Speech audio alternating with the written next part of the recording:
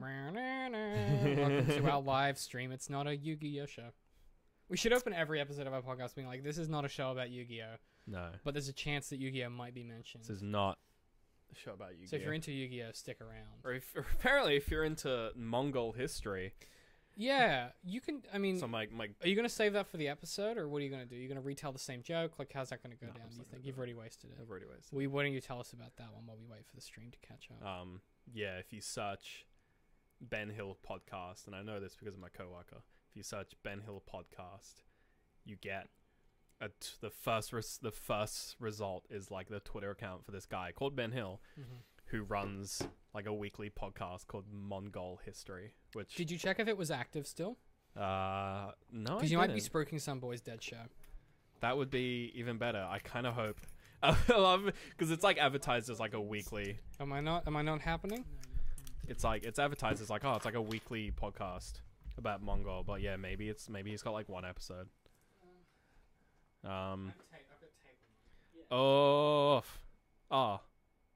Okay. No, he finished in like 2016. So although we're done with the Mongols, my new history podcast project will be kicking off in autumn. He has had how many episodes has he got? So he ended in 2016. I can hear it on the stream, Pat. Yeah, well, because it's mono track. It might be that one of your headphones isn't. So he had this podcast going. So he started in October 2015, and he went through to July 2016. It's not that long. It's not that long. It's not even a year. Most people give up pretty early. Yeah, but I feel like a year is a solid.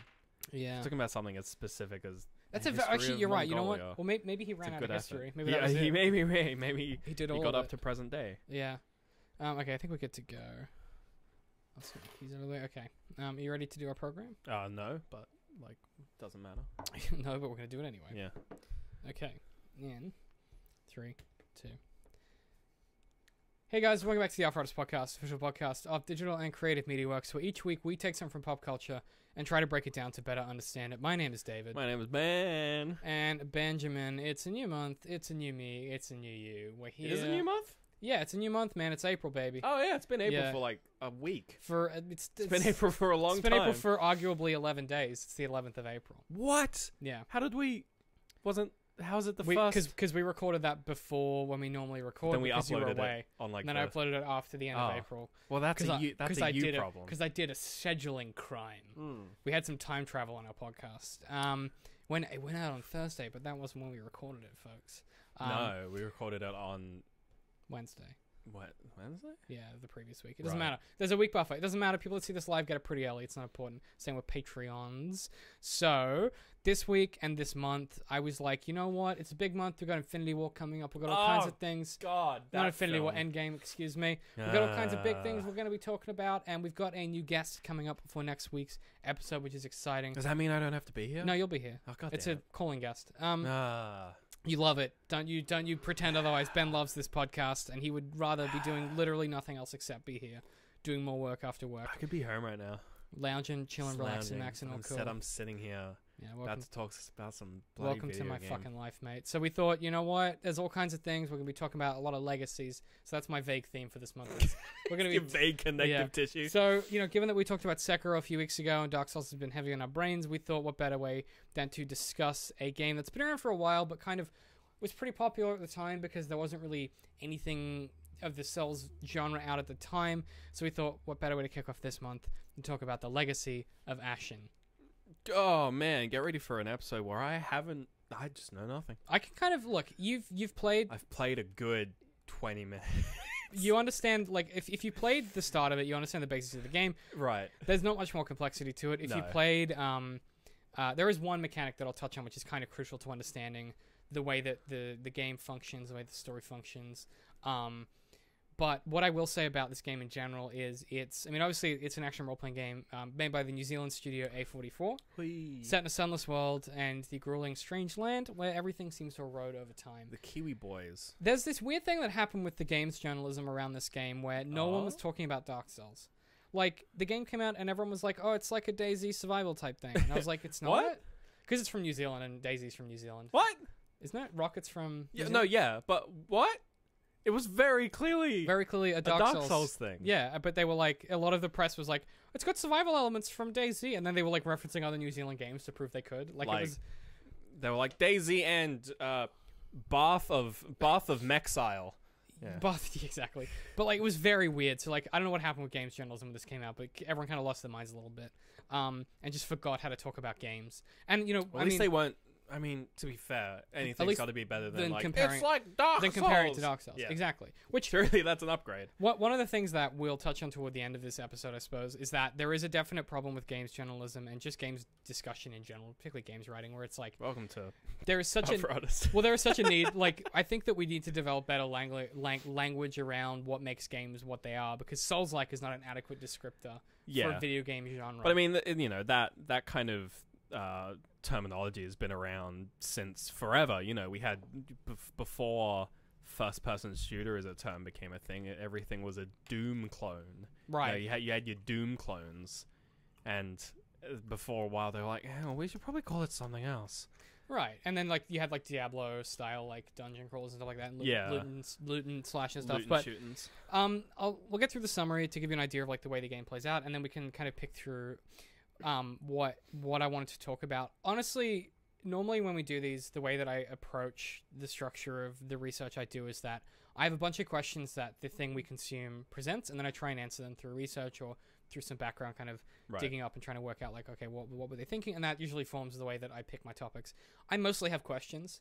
And I mostly don't have the answers. Well, I think between your game's knowledge and then my understanding of storytelling, and you having actually played the game, yeah, and that like hopefully between us we can get something out of it, because it's a bit like the Matrix Revolutions, right? It's a really interesting. What? Sorry, Matrix Revolutions, the third Matrix. Like the what? There's a third Matrix, maybe. I hate that you do this. They're quite good. It's one of those things that is a complex piece of art that when you watch it doesn't make any sense, and it maybe doesn't actually, but it has such potential to that I'm so curious, right? Right. But like there's only one Matrix movie. Just so we're clear. Yeah. Go back and watch the other two as a grown up. I think you'll change your mind. The other two? There's only one of them, dude. Next, what I would love is if you had a character on the show, it was the man that doesn't know what Matrix is at all. You're like, I don't know what Matrix is. What's the Matrix? Are we in the Matrix? What's Dark Souls? Okay. You play as a nameless wanderer, traveling the sunless land in search of home. At its core, Ashen is a survival exploration game where you take the tools you have and forge your way through the world, battling the strange remnants of a world that's been scorched and building a home at Vagrant's Rest. As the game goes on, you strike out from Vagrant's Rest further, defeating greater and greater foes until you traverse reality itself, confronting the void that lies at the heart of this world. Yikes. Along the way, you'll investigate murder mysteries, assist grieving brothers in discovering answers about their family, and uncovering quiet, complex narratives about what's occurred in this world before the ash finally fell. Eventually, after your lengthy journey, you'll confront Cisna, the Heart of Darkness. It's kind of it. The game is very that's it. Video game over. Yeah, at its core, I think on the surface level too, there's a lot of things where you could look at this and go, okay, well, there's not much going on here. Right. Like it just looks like a kind of vanilla-y, cool, aesthetically, visually. It's like this cool, washed out kind of cell shaded watercolor style, low poly. Kind of it looks thing. like Absolver. Yeah. Very when much. I saw it, I was like, oh, it's an Absolver sequel where they actually gave you swords. It's not the same studio, which is really weird. Yeah. I'll run you through some of my questions that I don't really have answers to, and we'll see what happens. Well, we might return to them at the end. I just want to plant them in your head at the moment to see if we can get some stuff happening. So the world is this place where there's like no actual sun, and the only light comes from these like great eruptions of ash that you don't see. They're kind of off-screen things happening. What does that have to do with the story? Like it never really connects to the darkness or like Cisna or anything like that. Why are there these weird dragon things in the world? Why do they help you? They're the fast travel mechanic, because you get on a dragon and they fly you to the bonfire. What's their role in the story? Do they matter? We never really find out. And getting to the core of this kind of the shadowy kind of void creatures that sometimes inhabit the world and like the dark places in the world. Especially like the light and the dark play a big pivotal role in the story. One of the key mechanics of the game is the lantern that you have that the game does a good job of like using darkness as an actual like environmental hazard. So you need to have this lantern out, which means you can't block when you have it out. And it doesn't give you great light. It's like a real lantern in real life. Real lanterns, like you can't see through the corner pieces. Right. So it only gives you like around, and you can gradually upgrade it. Bit shit. But it's still not great. Yeah. and you can put it down, but if you forget to pick it up, you have to go buy a new one. Or it's like a really cool like little mechanic. But and that forms a big part of the story. But like, what does that have to do with the rest of the narrative, and what does that have to do with the shadowy creatures? Like, I don't know. Like, it never kind of goes anywhere with it. And whenever the game, like, why are the lamps an important element? Why is Vagrant's Rest safe? Is it because it's well lit? Why isn't that a main mechanic? My big thesis about the game ultimately is going to be about the fact that you play as an NPC. But we'll get to that because there's a cool like little twist this game has that fucking blew my mind. I want to talk about the town, because one of the big differentiators between this game and like a Dark Souls or like an Absolver type game like that, other roguelike games that have similar mechanics. Roguelike? Sorry, what? Is that what the word is? Or like Corpse Run? I don't know what the word is. I mean, I guess roguelike, but just that mechanic of dying and respawning. They call it Corpse Run in the From Software discourse, where it's like Corpse Running is the mechanic where you die and you have to go back to where you died to keep progressing. That's a fair name. Yeah. And you have save points along the way that let you go. That mean you have to go back less far. Yeah. Which I think is like an apt turn of phrase. Yeah, maybe. It's better than roguelike. Roguelike kind of implies a hard reset. Right. Upon death. Although, like, Moonlighter is a similar roguelike where it's a hard reset upon death, but you're still building a town outside of that. Well, that's like roguelike elements, where you sort of have, like, progression beyond the roguelike. But you still have the roguelike element. You still have the idea of, like, doing a run. Well, I guess for me, then, the most unique thing about this game versus, like, something like the Souls franchise or, like, the other kind of similar games we've seen in the time since is that, unlike a lot of these games... you actually get to see your efforts change the world. It is a lot like Moonlighter. My plan is to talk to Aaron about it in a part 2, but there are so many elements in this game that very much remind me of Moonlighter. Because as you get through the game and you kill more bosses and stuff, the town like starts to be rebuilt around you. Right. So like when you kill the first boss, a few more people move in. You kill the next boss, and it's not like Bloodborne where just more people join. You kill the next boss, and they put up scaffolding. And you kill the next boss, and they started to fill in the scaffolding, and then there's like a new campfire, and then there's a campfire, and then they keep building around it, and eventually the campfire, they put boarding and stuff down, and it becomes a hearth and an oven, and then there's like a person's house. And as you go through the game, like I was expecting it to be kind of like, oh, there's 3 things. There are so many different people that keep coming in, new additions and stuff. It's fucking fascinating. Right. And it, the ultimately what starts to happen is the more you get into the game, and the more like you strike out into these increasingly dangerous places, the more homey and comfortable Vagrant's Rest becomes, and the more time you want to spend there. Not just because there's more vendors and more ways to upgrade your stuff and like more options and stuff, but because it feels safe and comfortable, and it's really warm. Like the rest of the world is this washed out gray, like awful place to be. But like Vagrant's Rest is like a lot of fires, and there's a woman that plays the lute, and like it's just this warm, like lovely, wholesome place to be. That's kind of similar to Bastion. Have you played Bastion? I haven't. So Bastion's this really beautiful top-down kind of brawler, and it kind of has a similar thing where every time you go out and sort of like complete a level, you come back to the hub area called the Bastion, I think. And yeah, you get a sort of each like level lets you build like a new building, but even like beyond that, every time you come back, there's usually like some more dialogue that you can have with the narrator, who's like the best part of the game, and there's like more. There'll sometimes be like more characters there, and there'll be like more stuff to do, and things like mechanical things like upgrades and actual stuff that you go and do because you want to improve your character. But then just stuff that's kind of it's kind of like homey, kind of nice. It's just like I don't want to go out there anymore. It's scary. Yeah, exactly. And it does something that Dark Souls has never managed to as a franchise, which is make the hub area, whether it's like Firelink Shrine or whether it's like Majula, make them feel like a place that you want to spend time in. Yeah, and I mean they try. Like Dark Souls 3 is such a, the Firelink Shrine in Dark Souls 3 has like so much to it. Like even But you don't want to the thing is you don't want to be there. Well, I think another problem is that in Dark Souls 3 when you arrive in Firelink Shrine, everything is there. Like there's like 2 or 3 characters that you have to go out and actually find, but like you've got your blacksmith, you've got your random just general store, you've got your magic, which is magic's pretty easy to get. You find the magic, the pyromancer, and the miscellaneous shop dude. Yeah. But even the old lady is always there. She's like the weapons. There's a bandit thief you can get later. Right. On. Yeah. But no, you're right. And then you can add. But then the thing that Dark Souls 3 did is you can add more depth to them by getting them tomes that let you buy more items and shit. Yeah, but it's like a purely mechanical thing. It doesn't. There's no part of Firelink Shrine that I go to and I feel that I want. Like I don't feel at home there. It feels like a feels like a small corner of a dying world where everything's already happened, and you're taking up, you know, literally Dark Souls 3 is about you like discarding like the idea of kings and stuff, and you literally start the game. Your main place is a fucking X throne room. Yeah, like it's very symbolic, but it doesn't like I don't feel anything about Firelink Shrine. I feel like one of the homiest places in the Dark Souls franchise is like the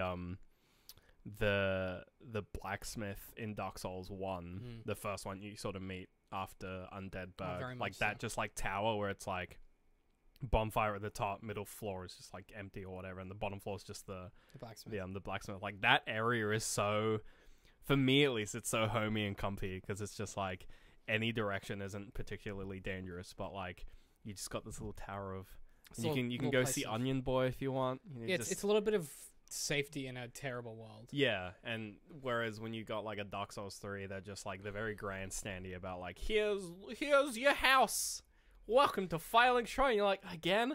Like, Firelink Shrine in Dark Souls 1 is like a fucking desolate place full of literally enemies. Like, technically they're all bad guys. I mean, spoiler like, alert. Firelink Shrine has enemies around it in Dark Souls 3. It's not like but the characters who inhabit Firelink Shrine in Dark Souls 3 are allies. Whereas you play Dark Souls 1 enough, and you walk around Firelink Shrine, you're like, I hate every single one of you. And also, like, every time you walk past them, you're like, are you going to stand up and stab me? Or it's just like, I hate all no of one you. in No one in Dark Souls 3 feels... Like, the first human you meet in Dark Souls 1 just laughs at you, and you're like, I don't like you, man. Right, and I guess my point Even is though that... you're not technically evil, I don't like you. There's a warmth and a quiet... Like, Dark Souls 3 is quiet, or the Dark Souls franchise in general is quiet in a way that's very confronting and depressing. Whereas Ashen is quiet in this way that is very, like, melodic. Like, sure, it's melancholy, and sure, it's like this, you know, everything is very dark or whatever, but it has this stillness to it that the Souls franchise never quite got to.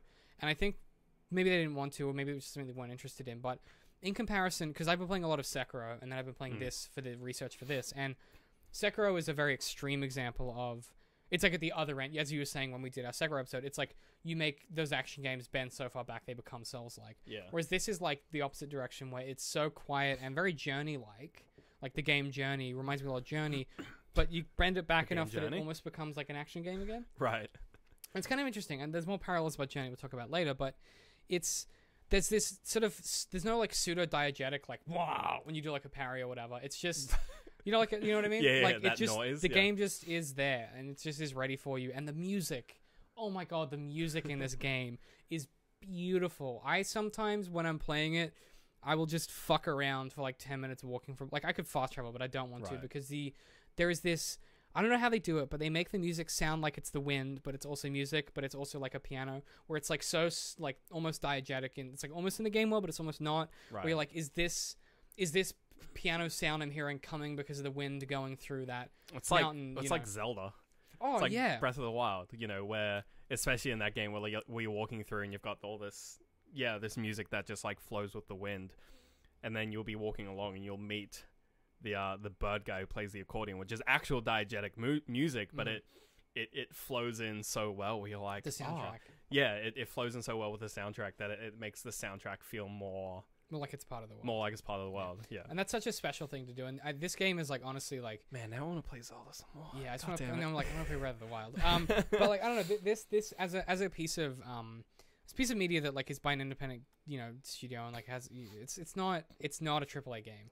It's very much a middle market game, which we're running out of pretty quickly. It is something very unique in that way, where it is very quiet, it's very like meditative, but not in that like vague Souls way. But I worry... Well, I've played through the game and I've beaten it now. And oh my god. Yeah. Is it not very long? No, it's pretty long, but I've been playing it since like the start of the year. Oh, right. And I haven't. and it the vagueness in this game doesn't necessarily service the story in a way that's interesting. So in Dark Souls, Bloodborne, Sekiro, all of the kind of Miyazaki games, one of his big things... It is Miyazaki, right? I always get that wrong. Yes. One of the things that he's interested in, and because he talks about it as being a kid, when you read difficult books, the thing it teaches you is to like persevere and work stuff out. Yeah. So that's kind of what the From Software games are about. It's about working it out for yourself. Here, his big quote is like, you have to like... The thing that makes games fun is the same thing that makes reading stuff fun when you're really young. You don't know any better, so your brain... you have to actually actively be a participant in working things out. this game has just enough to work out that I'm interested in the world, but not enough in the game that it feels like the vagueness is well served. So, for instance, when you work out that Cisna is going to be the big bad at the end, and you're like, oh, cool, like that's a really interesting twist because, like, you know, there's the Cisna's relative was helping you the whole time, but then it never goes anywhere because you kill Cisna and there's no second form, there's no revelation, you just do it, and that's it. Right. Like it doesn't. There's no. Even if it was like, even those vague endings in those Souls games, where in Dark Souls 2 you sit on the throne of one and you restart the cycle, or in Dark Souls 3 you light the flame and you don't, or like those cycles that are interesting. There's no compelling hook here where you go, oh, that says something about the journey I was on. Like it just kind of ends and you're like, oh, I guess it's done. Right. And that brings me conveniently to my kind of central thesis, which is what I said about you playing as an NPC. And this is going to be for two reasons and in two ways. And you might be interested in this because it's kind of a wild mechanic. So one of the game's hidden mechanics that exist by default is that for their co-op, rather than being summoned into a world, you are an NPC in someone else's world. Right. But you don't transition. You just are in their world. So you still look like you. You play your game as normal. Yeah. But someone else in their game can be playing along with you and you can just be in their world as an NPC in that world. Right. But you look like one of the default like one of the 12 NPCs. You just become one of them, depending on who's supposed to spawn in that area. Okay. I'll try and explain it. So Derek Bradley, who was the creative director of the game, he says, it's kind of confusing, but when you play it, it's so natural that people don't even notice or care. And this rock, paper, shotgun article explained it really well. So I'm going to quote that article. Quote, but once you take up a quest, Jockle, who's one of the characters, accompanies you. And it's here that control seeds from programming to another player. Seamlessly. On the flip side, from that other player's perspective, they're still in control of their own protagonist while it's you controlling Jockle. You'll both think you're the hero when you're playing with each other. It's quite an interesting technology to get players to unknowingly roleplay. Right. So you see a character, you see one of the NPCs that's always bumming around with you, fuck off and do something else, and you follow them, and you're like, what are they doing? Or the NPC's like, hey, we're going here, and they just start walking that way because it's another player knowing where they're going. Right. It's such an interesting idea. It's sneaky asymmetrical multiplayer. Like, I didn't know it was in the game until I read the article, and then I looked back at some of my recorded footage, and I was like, that's a dude. Right. I could tell. I was like, oh yeah, he was fucking around. Or I was being a weirdo. Or I was like, oh, that guy was running to the objective because he knew where he was going. Yeah. It's so fascinating. Like, that's such a cool thing to sneak in. It's kind of wild, yeah. And it's on by default. Like, you have to turn it off actively, so you just don't notice. And you once play the hero and the supporting character. And more from the Rock, Paper, Shotgun article. Braley talks me through one early scene with Jockle where he asks you to help him find his brother's lockbox. Quote, the way we've written it means he's very engaged in wanting to find the lockbox. But at the same time, if I lead him, it's not character breaking. But if he leads me, it makes sense in the story, he says. It potentially means you could be teamed up with a Jockle who knows the path and will gladly lead the way, or in another run, he might not be sure at all, in which case you take the lead. Or no doubt for players on day one, it may just be the blind leading the blind. Quote, in that case, he is literally an NPC looking for his brother's lockbox, but he doesn't know he's an NPC. Bradley laughs. That's the magic. The same quest gets played out different in organic ways. That is a fucking crazy thing to put in your video game. Yeah, that's crazy. They didn't talk about that at all before it came out. It was just in the game, and it was only afterwards. I probably would have played it if I knew this. I would have been like, this is the coolest video game that I've ever heard of. Yeah. What a buck wild idea, though. Like, that to me, I'm like, okay, well, this isn't a fucking Souls clone. They were trying to do something else. Yeah. The whole thing is a weird Turing test because the default setting slots you into games seamlessly and the other way around.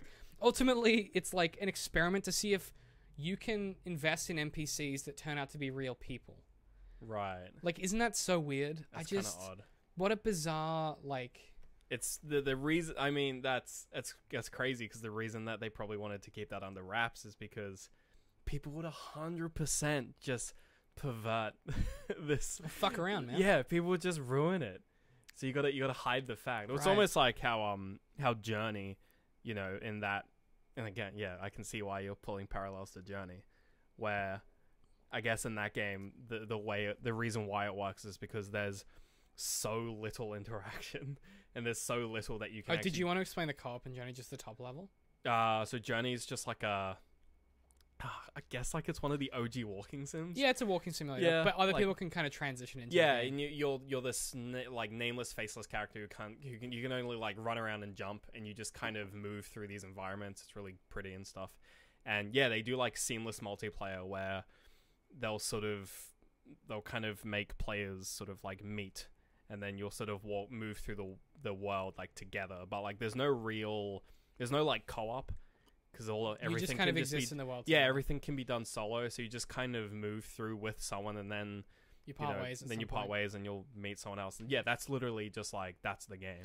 But the cool thing about this one is like it's like it's just they didn't just tell the anyone. Next little but the other thing is that the only reason it works in this game versus other games, like if you did this in Dark Souls, the thing that would trip you up is that someone will bust out a spell and you go, wait, that NPC is not a pyromancer. Right. But the thing about this game is there's such limited options. There is like, and one of my favorite things about it is there's no swords.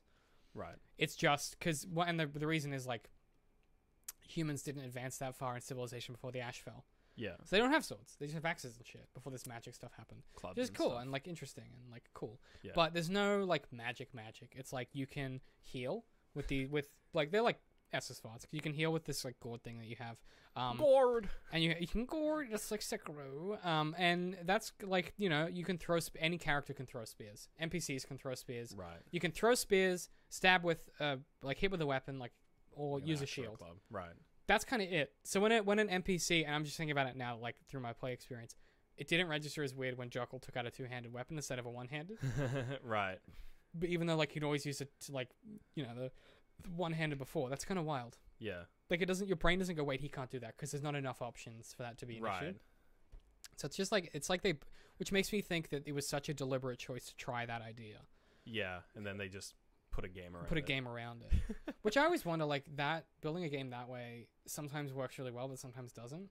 Yeah, and I think they clearly, given like the narrative kind of just ending and stuff, it almost seems like they had this cool idea and they were just like, well, let's just build like the bare minimum to kind of make this idea work, and then just flesh it out with some general kind of interesting stuff here and there, make it look good, sell it as a Souls-like, it'll make money. Yeah, and I think normally when we talk about games like this, my biggest thing is like they had a lot of potential and they could have, like, if they invested in the writing and the narrative, I think it could have really become something. And normally I have like a monologue at the end where like I try and tie it all together to like make something meaningful of the fact that it didn't kind of go anywhere. Yeah. And that sometimes that's fine. You can just do a thing for the sake of doing it and whatever. But I wonder if an idea like this requires people not knowing it exists to prove that it works. But at the same time, but as soon as you acknowledge the existence of it, it kind of, the magic kind of fizzles out. Like it's like a narrative twist that's like built into the mechanics. And while like as a media consuming society, we've developed kind of like techniques and like social rules around like spoiling narratives. You know, the idea is just like, oh, don't spoil me, I haven't seen the film, or this, that, and the other. Whereas like with games or like with mechanical ideas, there isn't like that same level of I guess like respect, I guess. I would like for some games there are, but it's always the really wiggy out there where people would just say, look at nothing and play this game. There's like people are pretty good with our Sekiro playthrough about telling me just enough to be like, okay, go this way. Yeah, but they're not telling me like, oh, you need to like go this place to unlock this new skill tree. They're just like, hey, heads up, like. But it's like, you know, if you're talking about like Game of Thrones, if someone was just like, oh, I haven't seen Game of Thrones, what's it like? Someone would be like, oh, it's this really cool fantasy thing. It's really cool, interesting, really cool, and you can describe it without ruining. You can describe it, and it's like, even though it's like so spoiler heavy, like there's still ways to describe it. Whereas like, you know, if someone was just like, oh, what's Pony Island like? I would be like, read nothing and just go play it. Go play it. Because it's like mechanically, it's hard to describe. When you talk about games, everyone's just like, oh. Most people you did that with the French dude, the French Tarantino. What's his name again? Quentin Dupieux. Quentin Dupieux. You did that with his one about the tire. Right. And then also the one don't look at anything. And also the one about the wrong. About wrong. You just said don't watch. Just watch the thing. Yeah, because there's no way to describe those films without ruining without kind of ruining what it's interesting. And is that the? I mean, because I imagine. Well, I almost feel like Ashen is actually succeeding in this regard, because if you were to describe Ashen to someone, you would say it's a Souls-like. It's just like a pretty interesting Souls-like, and it would give them an idea of, oh, that's a game that I might like, but it doesn't tell you it doesn't give away a mechanical. It may, narrative twists, and like the ending of Dark Souls 2, like that's a bit of, you're like, what the fuck? But like you can explain Dark Souls 2 without giving away the narrative twist. But like this game manages to, and I mean, part of it is because they probably didn't tell anyone, because the media would just fucking spoil it for everything if they did. Because cool mechanics become bullet points, whereas like cool storylines are just shrouded, because people have this idea of just like, oh, don't spoil the storyline. Right. It's like, maybe don't spoil the game mechanics. Here's the problem, though. Like, I wish I had played Titanfall 2 organically without realizing how much of a buck wild time it was. I still had a good time. The minute I won't spoil it, but the minute you know about the central conceit of that story, of what, Titanfall 2 or yeah, Ashen? Titanfall 2, right? You're like, dude, they put that in a shooter, like it's cool. Like the twist they put in, you're like, oh, they did that, and they do it well, and like it's cool. But I've been thinking about this a lot, because I've been working with I've been thinking about this a lot when I'm talking to Solo from Horror Show about some of the stuff we've been doing. And one of the things that we discussed is that when they put out a record, so I think it goes for music as well, when they put out a record, tends to be there's a central theme that he's writing about that has come up in his life at that point. Subconsciously, they write a record over 2 years, and it happens to be about, previous one was about like death and transition. Oy. The new one is about something else that we won't talk about, but because it's sort of, it's NDA and stuff like that. But tends to be that stuff is like a central theme, right? And what tends to happen is if you tell someone it's about that, that's all they see. Like, they can't see the forest for the trees. They're like, oh, like Bardo State. Like, if you listen to the record Bardo State by Horror Show, and you know what the Bardo Todol is, and you know that Nick wrote that album, and it ended up being about his struggles with, like, trying to be in the world and trying to find a way to do that in a way that feels, like, organic, and a way that feels like you can be happy or, like, exist without being miserable. And then the implications of death upon that. Like, if someone told you that going in, I don't know, you don't get the joy of discovering that yourself. You don't get the interesting like moments where or if you watched like an explainer video about a song before you listen to it, right? Before you listen to it. Yeah. So like there's a line in Astray where it's like I can hear the sirens calling. And it's a double meaning. It's supposed to be like sirens like the police sirens, but sirens like seductress like sirens or whatever. I wrote a whole video about it, put it out, have been talking to Nick about that song for 2.5 years now. And the other morning on the phone, I was like, oh, it's sirens like seductresses. And he was like, yeah. I'm like, I didn't realize that was a double meaning. Like, I went that long, it didn't click. And that's a cool realization to have, because no one said, well, the album is about these things. Like, if they said it was about the parallels about old pirate mythology. Yeah, or the album's about, like, trying to not give in to, like, stuff. That okay, right. That away. Like there's a thematic thing about that. But, like, I don't know, there's something interesting in that. It is harder with game mechanics. Like, the first time you play, the closest analogy I have is Demon Souls when it came out. The first time you like when you die and you respawn and you go to like the dream, whatever the dream's called, you're like, what the fuck? Or the Nexus, I think it's called. You're like, what the fuck? And this person's like, yeah, dude, you're gonna keep dying and coming back, and you're like, what? Like, it's like, you're like, what? Like, that's the twist, right? Yeah. That's a cool twist to have in a game. It's like Dark Souls 3 when you first pop an ember, and you're like, dude, what the fuck? That's dope. And it's those mechanics and those twists, or when it was like when we were playing Sekiro, and there was a boss that I killed second try.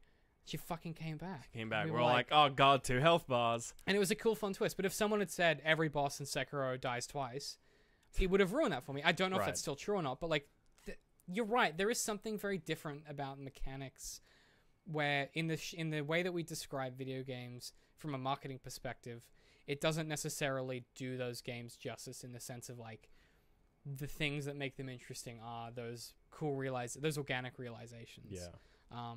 And I don't know if there's a solution for that, but it is something that like that is kind of crazy. But that kind of conveniently brings me to the thing I wanted to kind of finish up on and wrap up with, which is, it's been 10 years since Demon's Souls came out. Wow. Which seems like it's been way longer, given how far those games have come. And those games are about cycles and endings, and Ashen's about cycles and endings, and all of those Corpse-born, all of those Corpse-run, I love it. Corpse-run Soulsborne games are all about like the cycles and death and coming back. And Ashen is really hard. Like, it's a hard game. Like, it's as difficult as Dark Souls 1 probably. It's very esoteric and very weird. And I don't know. It's no coincidence in a game that is that hard. Those ideas of like vagueness, light and darkness. You know, Dark Souls is a lot about like the first flame and fire and darkness and that kind of thing. It's a big theme in Ashen as well. It's like light and dark and ash and like obscuring the light and things like that. And like inner darkness and things like that. And you can beat this game and play it again and get something different from it. Same with like a lot of those kind of games, but. It's weird that in a game which is, especially in a type of genre, which is very much about suffering and struggling and like really like overcoming obstacles, like just through like sheer will and willingness to unpack and work things out. And like we talked about with Sekiro, like there was a moment where it clicked, like, and you saw that when I was playing, and I was like, oh, now I get it. But you have those moments over and over again as you play where you start to understand more and more of it. But Ashen, I didn't really have that. I didn't really have a moment where I was like, oh, I get it. I just picked it up because I played Dark Souls 1. And I was like, I can do this. Yeah. Right? But the thing that was interesting is, as much as I had that, it didn't take away from like the wonder and the joy that I had, because it was a bit like, playing Ashen is a bit like how I remember what Dark Souls 1 felt like. If I go back and play Dark Souls 1 on my Switch now, which I do very frequently, it feels like playing an old game. Yeah. Playing Ashen feels like what I remember Dark Souls being like. Right. And for a game that's for a game in a genre that's about like memories and echoes and like time becoming really soft and like the past coming back and the future kind of being this immutable thing, it's really cool that like not just that the game can make me feel that, but that I think the game is that. It's saying, hey, remember like how whenever you summon someone in Dark Souls, you know, when you summoned, whether it was another player or an NPC, that you felt this great relief that you had someone in your corner to back you up. The game has that, and the NPCs are that, but sometimes it's someone in control, like another player, and it adds a level of intrigue and kind of an investment that you have in those NPCs. You go, oh my god, Jockel's really on his shit today, like he's really helping me out. There's something very earnest about that I love. Like it's very, I don't know, like that combined with the Vagrant's Rest, where it's this homey place. It's a game that, as much as it takes place in this depressing world, I find it really like heartwarming that a studio put that much faith in people's ability to connect with each other. Unwillingly, and people's ability to invest in stories and characters, and because you invest in those NPCs, you help Jockel like go through and like find out the mystery of like where his brother died and like what's happened to his family, and at the end he's like, I couldn't have done this without you, and you've seen him grow and progress, and if you're lucky enough to get another player character who's really good, he's like a great help in boss fights, and you always have the thing about Ashen is there's always someone with you, there's always a companion, and there's something very earnest and lovely about that I don't know. I think it's very easy to look at something like Sekiro and be like, it's weeby Japanese shit, and it is, right? It's absolutely that. But to play something like Ashen, where it's just like this earnest kind of thing that's looking at, well, how do we connect to each other, and what does that mean in a video game setting? Can we connect without talking, just by like this shared goal of like doing a thing, and not realize the whole time that we were connecting with both a person and a character? That's such a unique thing to do, and I don't know. I think games like this are so important, and we need that middle market. I think this is a good example of like, we should like play these games, play Metro Exodus, play this, like play these games that are doing something that is different to AAA, because I fucking love it, and like I respect the hell out of them for making this. And I respect the hell out of like the publishing wing for being like, yeah, this is a risk we're willing to take, and that's really cool. So I don't know, that I guess that's kind of where I want to end my thoughts. I really like this game. It's not amazing. I'm not gonna like put my David Dark Souls stamp on it, or I'm like, this is part of that legacy, but it does something different, and it does it in a way that is fucking earnest, and that deserves a fucking award. Because the world's a weird place right now, and we need more stuff that believes in people. So I'm totally behind this, and I really appreciate what they were doing. Do you have any recommendations for this week? Crap. King Gizzard is releasing more music slowly. Have you been getting through the new stuff? The new stuff as it trickles in. Yeah. They're sort of doing like one song like every couple weeks. It seems like they're gearing up for a new album. Not a huge fan of it yet, but we'll see. I'll listen to their old stuff a lot. And then just more Evangelion. We're slowly making our way through that anime garbage. Still, that's it. That's all I do. I want to shout out James Allen McCune put out his first video on a series he's been working on, which is sort of like I would describe it as like a Shane Dawson type documentary series. That 1 hour video you linked me that I haven't watched. I would describe it as like a Shane Dawson type thing, except that a bunch of YouTubers. It doesn't have any of the I don't know. It's all of the people that I normally watch on YouTube, but it doesn't have any of that like. I'm very important. Shane Dawson is a very important dude in YouTube, and like, and he over dramatizes everything. Like Shane Dawson. James Allen McCune, his whole point at the end of that video, and basically he looks at the guy who used to run Sword and Scale, which is the true crime podcast, and his whole point at the end of it, which I love, it's very in line with what we do, is that discourse is important, and you should talk about stuff instead of just making snap decisions. Right. And I fucking love that. And like I love James Allen McCune. I love the people in it. It's got Gus Johnson. It's got Eddie Burback. It's got my boys from Sugar Pine, Kib, Steve, James DeAngelis. I've been meaning to watch it. Yeah, definitely check it out. I sat on the couch and watched the whole thing in one sitting with a beer last night. It's fabulous. I really love it. So I'll link that in the show notes. I really recommend it. Otherwise, I kind of haven't been doing a lot of media except Ashen because I was trying to finish it before this podcast. Yeah. Definitely recommend Sekiro, and I recommend our Sekiro playthrough on the Colby House channel. Just get that plug right in. Get that plug right in there. Check it out. It's been good fun. Well, because I was going to recommend the game, but honestly, I can just recommend you watching us play the game. Otherwise, where can people find us? Facebook. At DCMWorks Social. YouTube. YouTube.com/DCMWorks. Twitter. At DCM_works. Patreon. Patreon.com/DCMworks. Our tiers start at $3 a month. You can subscribe to us there and get access to all of our content. And then at $6 a month, which is our next tier up, you get a bunch of cool bonus stuff and some extra behind the scenes. You also get access to our post show, which you can only see if you're watching live or if you're a Patreon. Extra 20 minutes of these handsome boys. Oh God, I can't imagine it. Doing it right now because you're ready for bed, or like you can't imagine how good value that is. I can't imagine watching 20 minutes more of this as a viewer. You know the thing you're supposed to do is like promote the thing people pay for. No, you sorry, I was doing it. You provide the balance. I'm the guy on the other side of the table. I'm the devil's advocate. You're the Ned in the Spider-Man situation. You're the guy in the chair. Yeah. Absolutely. Check that out. Otherwise, you get access to over 60 plus episodes of behind the scenes content, as well as all kinds of different projects. And you get a discount on my book, which you can buy at maynardtrig.com. It's this boy here.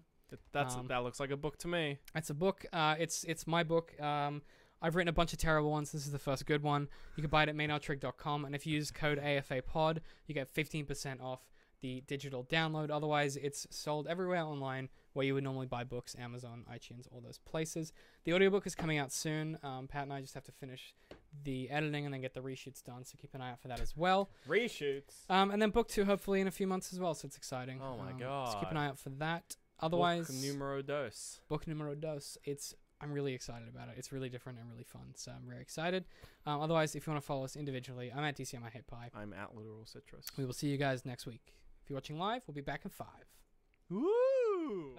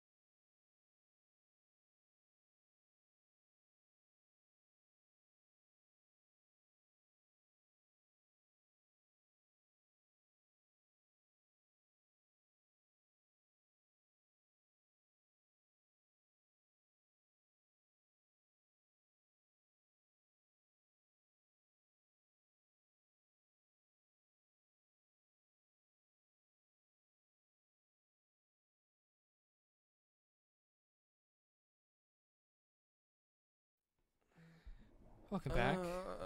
Our bladders are empty, our beers are full. Welcome to the post show. I'm so tired, David. Mate, I have been shattered all week. I don't know what the fuck you're complaining about. I'm going home. I'm gonna sleep. I'm going home. Going out for dinner tomorrow. Oh yeah, for a particular occasion. Nah, just going bang out up for for it. What are you gonna get? We're gonna go to. Don't tell people where this is live. But what kind of food? Turkish Ooh, food. That's exciting. So we're gonna get some that Turkish bread, that garlic pita bread. Oh, dude. Yeah. Dude, I gotta be real with you though. Comes out hanging on a hook. That's how you know it's the good shit. I mean, garlic. Any bread plus garlic is where it's at. But particularly pita bread plus garlic is a fucking. Wait. Oh, dude, that sounds amazing. It is. What am I doing with my fucking loser life? I'm catching up with Adam tomorrow night. Not going out. God on damn Fridays. it.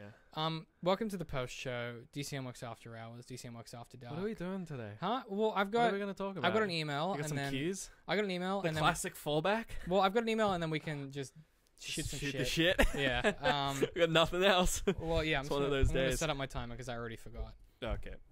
That's where I'm at crushing it wise. Yeah. I was gonna say too. In response to the Patreons, I put out a question last week about what's one thing we could do, like one easy thing we could do that would make the Patreon much more valuable. The response was put out the post show as a separate audio podcast in the RSS feed. So we're going to do that starting this week. It's just going to, if you're listening to this now, you obviously have worked that out. Wow. But for anyone watching it live, or for those of you who normally watch the video, it'll go up as a separate post. And if you're subscribed to the Patreon RSS feed, that exists on our homepage. So if you're a $3 plus subscriber, if you go to our homepage, on the right-hand side, there's a unique URL that correlates between our Patreon and your subscription. If you plug that into your sort of podcast application, it will automatically keep you updated with new episodes every week, like a normal podcast. Yeah. Works with iTunes and any other app. The only thing it doesn't work with is Spotify because it's not really a podcast app. Fuck Spotify. But works with everything. So yeah, if you wanted to get that audio, if you listen to this and you're like, also it's going to be mono channel like all of our other stuff. So to those of you who are like, I'd love to listen to the post show, but I do it while I have my kid in one hand, so I only have one headphone in. Right. Then that should fix that problem for you. True. Yeah. So, let's do the email and then we can just shoot the shit. Yeah. This is from Franklin because Franklin's been sending me some cool pro tips on Sekiro. Yeah. Franklin, we talked about last week. Franklin's been watching us since like Pokemon Liquid Crystal.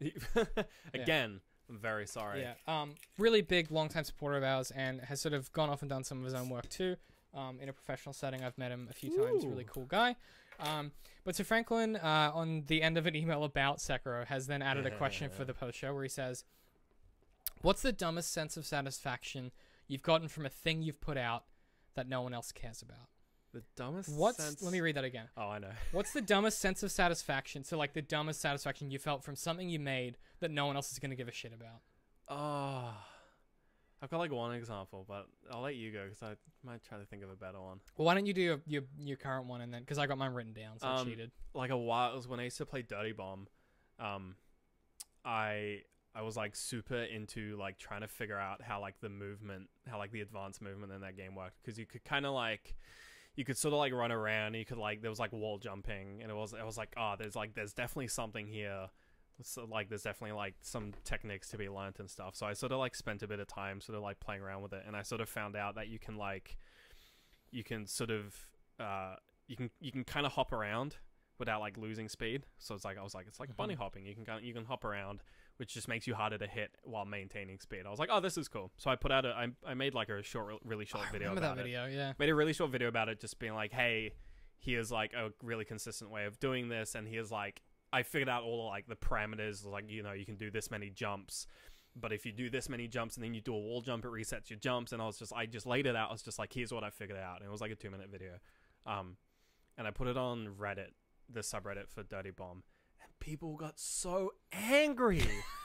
Wait, why were they angry? People were really angry because I was using the term bunny hopping, because people were like, nah, it's not bunny hopping unless you're gaining speed. And I'm like, well, there's no way to gain speed while hopping repeatedly in this game.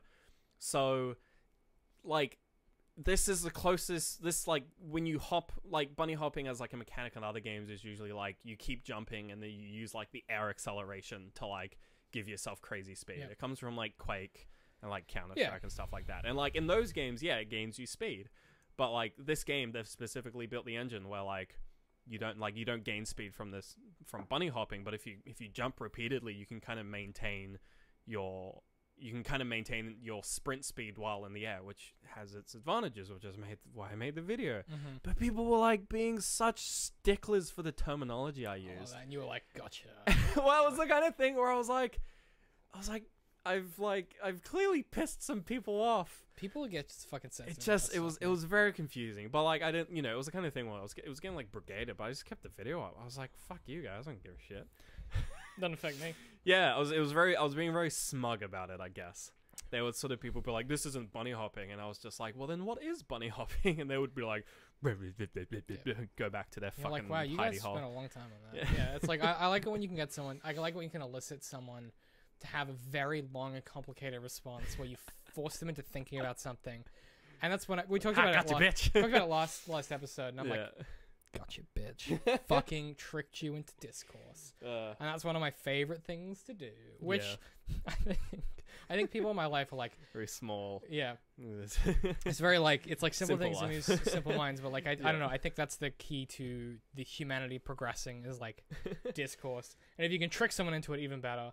So that they actually realize that they have something to interrogate and think about. I don't know. I kind of fucking love that shit. Yeah. That's why I run this show, right? Is to make people try and hope to engage people and stuff. But mine is like the monologue that I did at the end of our Bird Box episode.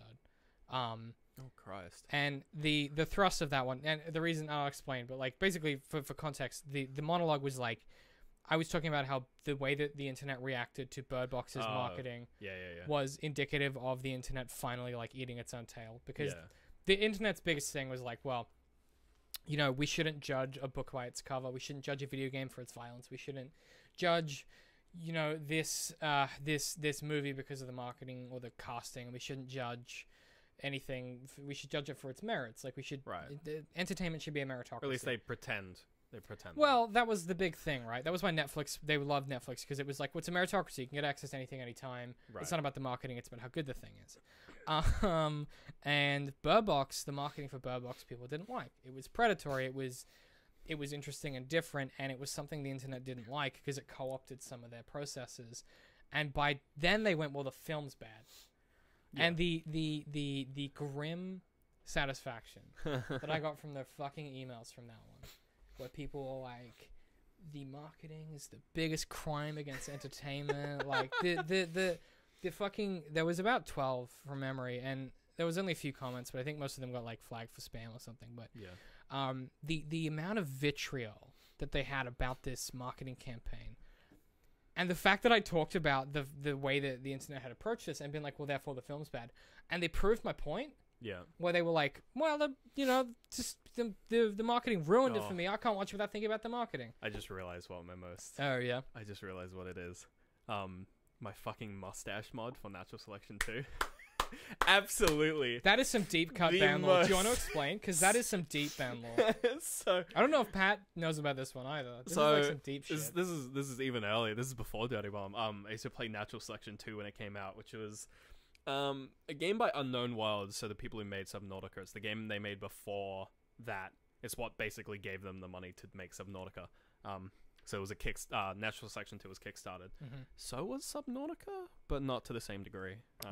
They were working on it before the Kickstarter. Anyway, so Natural Selection 1 was a mod for like Half-Life 1 that like the same team worked on like for free, and then they made a sequel with a paid version, and it was quite a good game, a lot of fun. It's like a RTS FPS mix. It's pretty good. It's completely dead now, rest in peace. And it had like a really like modifiable engine. Like it was really easy to like go in and make mods for the game, and there was like a Steam workshop and stuff. So I was like, oh, I want to learn how to like make mods for Natural Selection 2. So I followed this guy, had this tutorial on YouTube about like how to like make skins for weapons and skins for models. Okay.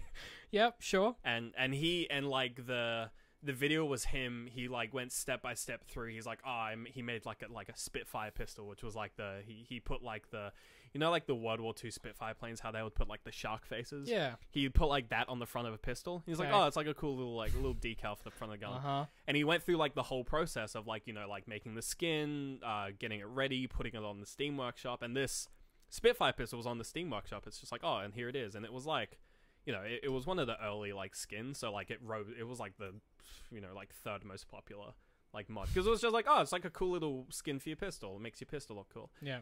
And I was following this, and I was like, oh, like what am I gonna? Because I was just like, oh, it'd be a good learning opportunity. Sure. And I was like, oh, I'll put a mustache on the Marines. So the Marines are one of the team. They're just these big blokey boys, and they got these faces. I'm just gonna put a mustache on them. Like that's a good way to learn. I love how this story ends. So I followed this tutorial. I put a mustache on the Marine, and I put it up on the store, and I called it like the manly mustache mod, and like the description was, to be clear, it puts a mustache on every. Everyone. So like every character model that's a Marine, that Marine boy would have a mustache. Yeah. So it replaced. It's like a client side mod. It's not like a Counter-Strike skin. It's like a mod. So like you see all the Marines with mustaches. Basically every Marine in the game you see has a mustache. Now has a mustache. Yeah. And I was like, yeah, it was just silly, like something to learn. Within like a week, this mod has become like the most popular mod on Natural Selection 2 like of all time. So like within a week of me putting it up. That's such a big player base. Like it's fucking everyone was downloading it. It's it had something like 60,000 people had like subscribed to the mod to get it in my game. And fuck, I love that. It's still there. If you go to Natural Selection 2 and you go to the workshop and you go to like most downloaded of all time, it's like at the top. It's like it's like number 3. Yeah. And even better is that it beat the Spitfire pistol mod. It's like in front of the Spitfire pistol. Fucking got him. So I messaged him. I was just like, oh hey, I was like, thanks for following. I followed your. I was like taking the piss. I was like being really dumb. I was like, oh, I followed your tutorial. It was really good. Thanks. It like helped me a lot. Put my skin up. He was like, oh, what'd you do? And I was just like, oh, I did the mustache mod. He's like, you fuck. You fucker. I fucking love that story, dude. That is one of my favorite like deep cut Ben lore things. And even now it gets even better. Wait, there's more? Yeah, there's more. Shit. So like so every year have I done it this year? No, I have.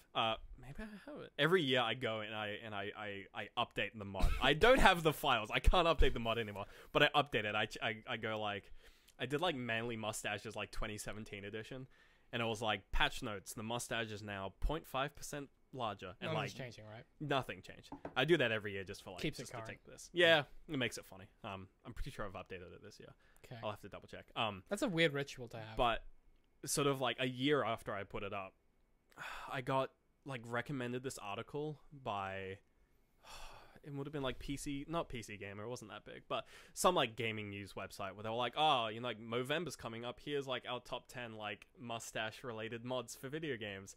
And it's like this TF2 mod for mustaches, this Minecraft mod for mustaches, like a mod for like Mass Effect that gives you a mustache, and then mine. Yeah. Fucking Natural Selection 2, give everyone a mustache. And I was like, fucking yes, getting queen. some recognition for my work. Hell so yeah. I think dude, I love that so I think much. that's the that is like, well, I don't even know if that's like a dumbest satisfaction. That's just like kind of incredible. That's never not going to be a great story either. Yeah. No, that's great. So yeah, that sits on my Steam profile where you can have like your sort of like big achievos. Yeah, the big achievos. That's like my top one. It's just this dumb mod for Natural Selection. I love that so goddamn much. That's such a ridiculous. Like that is one of those stories that doesn't make any goddamn sense. Anyone doesn't know anything about video games. Like you couldn't tell that in a normal room. No, but like, they would just stare at you and be like, "What is any of that mean?" Like mustaches? What? But it's they'd be like, "What's a mod?" There's a certain type of audience that would appreciate. That's honestly one of my favorite stories of all time. But the thing is that it's still up and it's still pretty popular. Oh, it's still there, yeah. Like that, I think it's like an ongoing. Yeah, well, it's funny because it's like the top mods for that game is like the number one is like a really well designed map that's been gone through like hundreds of iterations, been worked on for thousands of hours. The second number one mod is a guy who like reskinned every alien to be like the alien from Alien. And like they're all modeled and like they're all 3D modeled and stuff like that, and it looks amazing. Wait, in Natural Selection 2. In Natural Selection 2. Sounds fucking terrifying. Yeah, and then like number 3 is just like give everyone a mustache. A mustache, boys. So Dude, that's a fucking crowning achievement. Yeah. I think as a game designer, you peaked when you I slapped think I did. moustaches on those boys. I think I did. I think that was my pick. Well, that's not as bad as that fucking depressing game that you made over one weekend where it's like you put you write the SOS in the sand and then the water comes and washes it away, and I'm like, I want to kill myself. Ben made this little like pixel art game thing where you're like you're stranded on an island and you have to write SOS and you to draw. get help. You have a stick and you can draw like messages in the and sand. the game is like, hey, do SOS. And it's like, oh, do SOS. It kind of like shows you this like shadow. It's like, write SOS, and you write it, and it's as soon as you're about to finish, this wave just comes in and washes it away. And you go, I'll try again. You try again. Same thing happens. Yeah, and the same thing happens. And it's I think once you do it the third time, when the water washes away the third time, your character stands there and then just sits down. It's and the that's most the end depressing of the game. thing I've ever seen. He's just like, I'm done. Like, I guess I die now. Yeah. Like, it's honestly, when you first made that, I was like, life's hard, then you die. Yeah. Let's close off with a few comments and then we'll get out of here. This one comes from Through Chloe's Eye on YouTube on our 500 Days of Summer. Oh, another one. Podcast. On our 10-year anniversary. No, this was on our original pod. The OG? Yeah, I think Your video or? No, we did a interim one on AFA. The OG one. So my OG video. You're Through the Glass. Not that, but the podcast we did later on. Yeah, not the 10-year retrospective.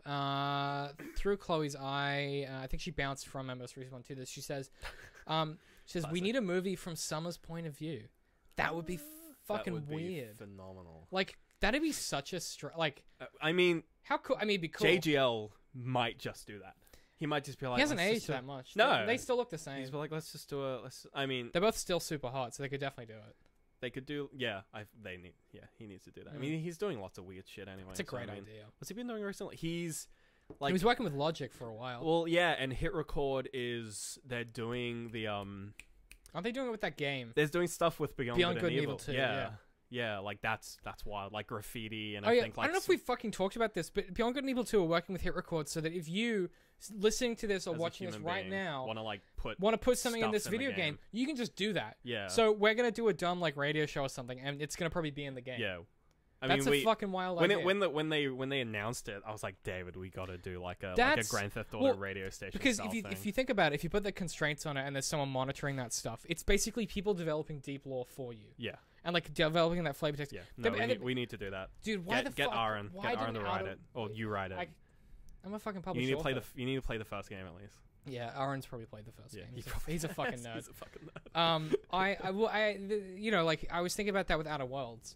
Why didn't they do that? Like, why don't more game? I guess because like you need that controlling, you need that filter, which is Hit Record, which is someone to curate and make sure the quality's there. But what a cool idea! Hit Record is a really cool platform that I've never even gone to because I'm not at all creative or talented. No, you make software and you made good games at one point. Oh well. Now you're a washed up fucking. What do you do now? You're software engineer or whatever. Yeah, fucking lame. The future's in the written word. The baby. future's in wearables, baby. Going to the moon. Future's in wearable smart devices, you dipshits. Fuck me. Yeah, I reckon like the minute someone was trying to sell me the other day. Okay, here's what I want. Right. I want a thing that I can put on my fucking body that is a smart device. Well, like a smart device, like like they have like your Apple Watch or your right. I want a ring or something that I can put on my body that it's such a dumb idea because like I don't like technology. I don't like being available to people. Right. I don't like being accessible unless I'm in a state. And like I've got people on my contacts list on my phone who can call me and they get through my 24-hour do not disturb function, or like through my notification settings, stuff like that. So like I'm accessible to certain people when I need to be and when I want to be. What I want is like some kind of a device that I don't know if it would correspond with my phone or something, but I want like a wearable thing that could indicate to me that there's a notification I've triggered that I should be aware of. Not that someone's texting me. Not that but like if I have a meeting in 10 minutes, I want like a ring that says, "Hey, you've got something coming up soon." Okay. So I can either choose to look at my device or I can be like, "Oh, I know what it already is." Yeah, I mean, like a little something. The watch I have is pretty similar to that. Like it's a hybrid smartwatch. Does it work? So like that's like a watch, and then like show the camera. It's a watch. They can't see it. They can't see it. And like if I so my last notification that I have, if I hit the button, that's a 6, which corresponds to Facebook Messenger. Okay. So every time I get a notification, this will vibrate and the hands will point to a number that I've predefined. So like 3 is like my mum's calling. Yeah. And like 1 is like Laura's calling. Oh, and that's like cute. 9 He is put like, Laura as 1. That's adorable. 9 is like I've got like a work email. So it's like my phone's in my pocket and like I feel it vibrate. My watch vibrates and it's like, oh, it's a 9 that I gotta check my Maybe email. that's or like, or it's a 6. I don't give a fuck. Well, because I was thinking or it's a 1 or like 12 is like all phone calls because like usually when I get a phone call it's important. Yeah. So it's like, oh, it's a phone call. I better. That's such a good idea. Yeah. I was thinking the same thing about Ring, like maybe like color coded, but that seems like what I need. But I love my watch, and it's a solar powered watch that's gonna last till I die. Yeah, I think I'm gonna change the battery on this soon. I've had this since 2007. I think yeah. I don't think like smartwatches are the future because well, where are we going? Most next of them with are just kind of shit. Well, like I like a good watch. Here's the problem, right? I think like rings. Smartwatches look like shit. Yeah, I think rings are legit, but they're too small. You can't really fit enough into. Like there are smart rings, but they're really chunky and gross. Yeah, what I want is like a silver band that just does that for me. Yeah. But you obviously don't want it to vibrate. That's the other complication. You don't want it to vibrate. Well, if it's on your fingers like that, it'd be from like a health and safety perspective, you can't really like do that because that cartilage and stuff is an issue. Yeah. Like I don't think also wearing rings is inherently kind of dangerous, but you know. Yeah, so like I don't know. I just want. You get like pendants. I'm getting. Yeah, I mean, which at least that like it's against a part of you that you would most likely feel a vibration, and also it's quite concealed. I suppose for me, like the thing is, I program my phone now to best facilitate my life. Like I really don't get notifications. I've shown you my locks, like my actual home screen. Oh yeah, it's completely. But like empty. it's just bare. Yeah. Like it's it's quite depressingly bare. Actually. Like it's. But when I look at my phone, I feel calm. Right. Because there's nothing going on, and I know like I've got my music. I look at my phone and I kind of freak out a bit. Like, I've got. Like show me the. Oh god, that is my home screen. Oh no, yeah, that's my home screen. It's so a mess. It's horrible. To describe the comparison, Ben's is like there's text on the screen, there's icons. I have like a list of shit. But for me, I like that kind of like messy. Like I have a messy desk. Right. Well, we're very different people. Yeah. Like I have a messy desk. That's my desk. Yeah. That's like Pat is probably the best place to describe it. Aside from like the glasses and the mugs and stuff that I'm bad with. I don't have much on my desk. I have like the aircon remote, a bottle opener, maybe like a USB pen. Yeah. And that's it. I've tried to be like a clean desk person, but it just doesn't suit you. I'm not a clean desk. Actually, I was at your old house when you used to live there, and I saw your desk, and I nearly fucking died. Like it nearly killed me. I was like, how does anyone live like this? To be fair, my old desk was pretty bad. But it's a bit better now because I have more space to put my stuff actually in storage. But even like this space that we record in, like it's fairly cluttered at the moment because we have too much furniture. But the surfaces in general aren't too busy. Right. Because that's who I am. So I think my phone reflects that. And what I want is a device that means that I can look at this less. Right. The thing, when I'm at work and I've got my headphones in and I'm like listening to some music, the cool thing about Spotify, which I fucking love, is it synchronizes across everything. So I can literally use the fast forward shortcut on my fucking keyboard. Oh, yeah. And it skips in my headset and it goes to the next track. That I fucking love. I think for me, because like when I'm working, the environment that I work in is quite cluttered because I'm not just writing, writing code isn't just like having a text editor open. Like you got to have I have all this other crap going on. You've got like diagnostics, got like Adam over here, and like a punch out on like your and like the server readouts to see what's happening. The project and this, that, and the other, and it's So I guess just I'm used to, and like when I have like a setup. And everything, and I know where everything is. Like I'm just zipping around, like it's crazy. I remember when I worked. I'll be like sitting next to someone, sort of like talking them through, like a change that I've made or like some code that they're needing help on, and like I'll be like, go to like this function in this file, and it's just like arduous to watch. I'm just like, and it's like it's not their fault. Like it's just how. But you're good at. I am just so in tuned with like my work environment. I'm just like. And I guess for me, my phone is kind of like that. So like from an outsider perspective, you're like, what the fuck is this? But for me, it's like I know where everything is. It's just. But then I guess I have the same thing. I have to like force myself to like break away from that kind of thing though, which is why I bought this watch because I was like, I could have bought like an Apple Watch super smart watch. You could have set it up all that way and stuff. Yeah, I could have done the same thing, but I'm like, but then this is always on me, and I don't want that. Well, that's the thing that scares me about like phones. I mean, we talked about this before, but the things that scares me about phones in general, and not just smart wearables, but the way that we seem to be going is, and I talked to Adam about this a lot because I've been slowly helping him get like away from social media more and more, and like spend more time with himself, and like he won't mind me sharing this because we've talked about it before on the stream, but it's fucking hard when you are raised into that. That's the thing. Yeah. That's the thing we got really lucky. We were born at a just before, and like I remember when we fucking had dial-up internet and shit, and like, but I remember when the first iPhone came out and no one had an iPhone. Yeah. It'd be weird being the first guy with an iPhone, right? Whereas and we like you'd have it, and you'd be like, it can do so much, but like, who cares? We experienced the transition, Oh yeah, my computer science teacher in high school like left one day and came back with the first iPad the day it came out. And we were like, what the why did you leave? We were having class. He literally left. Right, he left in the middle of class. It was fucking ridiculous. Well, that's something. He very quickly became not our computer science teacher. Weird, right? Yeah, but like, but I don't know. I guess my point is like it's curious that we've got to a point now where that, and sure, it's being interrogated. Like the 8th grade is like a good examination of this stuff, and like there are people out there who are making art that is talking about it, and it's obviously like it's always on people's minds. You see tons of Medium articles about like unplugging and like getting back to nature, but I don't think it's about getting back to that shit. I just think it's about mediating and building using, as we both have demonstrated, you build your device to do the thing you need it to, but the question is, was that healthy for you? Yeah. And I think, I don't know, like I think about that stuff all the time, because my phone now, I've basically made it into a stock Android phone. There's no features. Yeah. I've stripped everything out. It's basically just a music player and a phone. And that's what I need in my life. And I can check email if I need to, but it doesn't like ding. I can message my artist Crystal if I need to, and I can send images, and I can access my Dropbox, and I can do all the things I need to. But it's not it doesn't ask my attention. I decide when I engage with it. And that's what I need, because I know that, like, as the kind of person I am, I get into a workflow, and if something interrupts me, that's it. So, I don't know, it's just, I fucking think about that shit all the time, man. Like, it keeps me awake at night. Yeah, okay, I get existential dread every now and then thinking about mobile phones. It's fucking they're scary. Fucking terrifying. It's scary, and, like, that's why, that's the other thing, too, is, like, when I was wearing a Fitbit or whatever, I was, like, a Garmin or whatever. Fuck that, yeah. It was, like, it was helpful for my fitness, but the thing about this is with this watch, if I leave my phone at home, and I take my iPod Shuffle when I go for a run, I'm off the grid. Yeah. Like, that's me. Like, you can't track me. And that's, that, like, I don't know. I mean, I like that.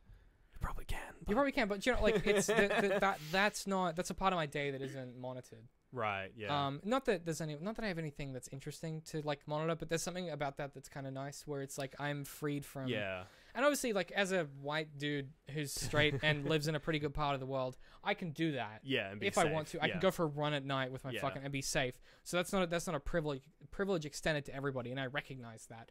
What I would like to see is a world where that is a possibility for everyone to actually be able to disengage in a way that's safe and healthy. And if they want to, they don't need to. That's fine. If you're on your fucking smartphone and you love it, man, that's more power to you. But, be aware of, like... Just be aware of what you're doing. And make that shit... Make the phone work for you. Don't let the fucking phone take your life from you. Yeah. This has been... it does sound like an old man being like... Philosophical debates with DCM marks. If more kids looked up from their phones, they'd see the beautiful world around I finally understand what the Facebook logo means. Yeah, it's a good place to end, because I've got into, like, old people ramblings. Thank you for listening or watching. Thank you for being a Patreon. If you support us on Patreon, it really genuinely helps. And you guys have been so helpful in the last few months as I've tried to bounce some ideas off you and figure out what the fuck I'm doing. It has been like, you guys have been super engaged and very gracious with your time and ideas, and I really appreciate that. If you're watching this live, thank you very much. Otherwise, we'll catch you guys next week. We don't really have an outro for this, so goodbye. No.